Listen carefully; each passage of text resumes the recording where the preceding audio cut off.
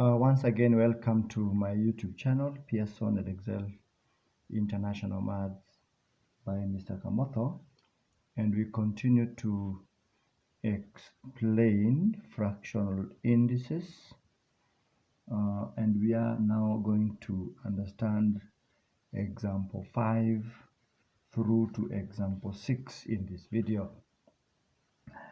And before we outline what is in these examples, I have explained the laws of indices in the previous video, but I would want to stress on just one which I left out deliberately because I wanted to bring it here together with example 4, 5, and 6.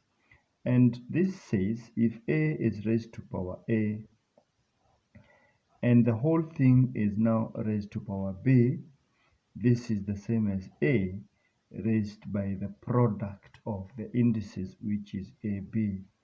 And I want to give an example. When we have 2 squared, which is again raised to power 3, this is the same as 2 raised to power 2 times 3, which is a 6.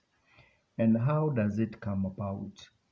You realize that this one is just 2 squared multiplied by itself 3 times.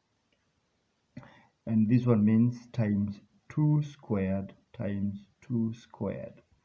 If you borrow from law number 1, this is 2 raised to power 2 plus 2 plus 2, which is a 6, and you can find yourself in the same kind of answer. If you elaborate this further, this is simply saying 2 times 2 is 4 times 4 times 4, which as far as I'm concerned, this is simply 4 times 4, 16 times 4, 64.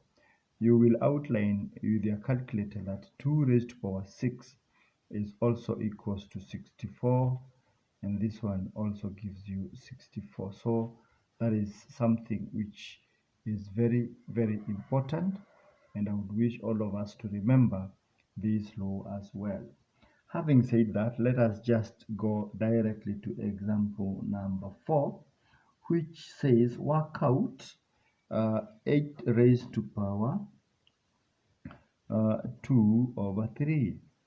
And this one, you can give it 2 approaches. Approach number 1 is just what we have understood here. How is it going to be? This can also be 8 raised to power a third and then square everything. Raised to power a third and then square everything, which takes you back to 8 raised to power, this index times this index, as we have outlined here. That times 2 is simply 2/3, and this takes you back to where we began. And if you applied a law of fractional index law, we are going to have 8 raised to power 2 over 3 is actually the denominator root, which is the third root of 8, everything squared. And who doesn't know the third root of 8 is 2? So 2 squared is simply 4. So that is our answer for that question. Having had that, we can directly go now to number example 5. And example 5 talks of work out. We are told to work out, example 5, work out the cube root of 27, and then that 27 itself is squared. Now we can give it the first approach. And the first approach is you can use a raised to power a over b. We can give it that approach, which is going to be the b root of a, everything raised to power a. We can easily give it that approach because if you find the cube root here, it must have been a fraction in the index, because if you find the cube root here, it must have been a denominator in the fraction index. So this 3 must have been a fraction, a denominator in the fraction of the index. That means what? 27 squared is raised to power a third. And this is now what comes at this particular position to give us the cube root of 27 squared. Now, if you look at it this way, you will give it the approach of, you'll give it this approach whereby we have the product of the indices, which is 27 raised to power 2 over 3. And this basically takes us somewhere which we know the cube root of 27, everything squared. And the cube root of 27 is just 3, and 3 squared is simply a 9. You can give it that approach. At the same time, you may want to write 27 into base 3. You may want to write 27 into base 3 and have it this way. 27 squared can be written as 3 cubed squared. 3 cubed squared, because the 3 cubed itself is by itself 27. So when you have 3 cubed squared, then that is simply talking about 27 squared. Everything now, this is the one which is raised to power a third. That is exactly what we're talking about.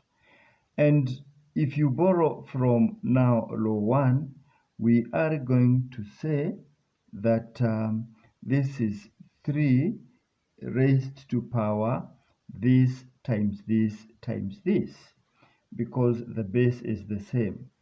3 times 2, because all of them are multiplied out, times a third. And of course, if you divide by 3 there, you are going to be left with 3 squared, which is a 9. Either way, you will get home.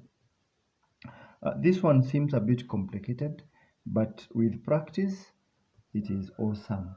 And I want us to just go to example number 6. Let's talk about example 6. Example 6 says, work out 4 out of 25 raised to power 3 over 2. And it goes without saying.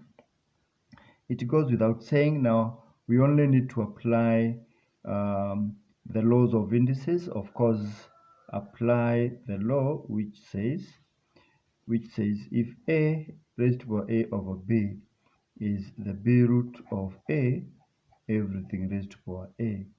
And of course, in this one, you're going to have the square root of 4 out of 25, everything cubed.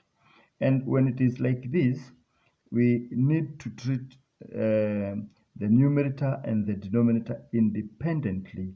And you're going to get the square root of 4, which is 2, and the square root of 25, which is 5, giving us now 2 out of 5, of course, cubed.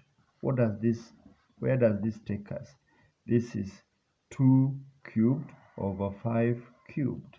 And basically 2 cubed is 8, 25 cubed is 125. And that is the final submission as far as this one is concerned. There is nothing different here. We only treated both numerator and the denominator independently. Again, visit my YouTube channel, Pearson and Excel International Maths by Mr. Kamotho, and let us subscribe and share widely as we work together.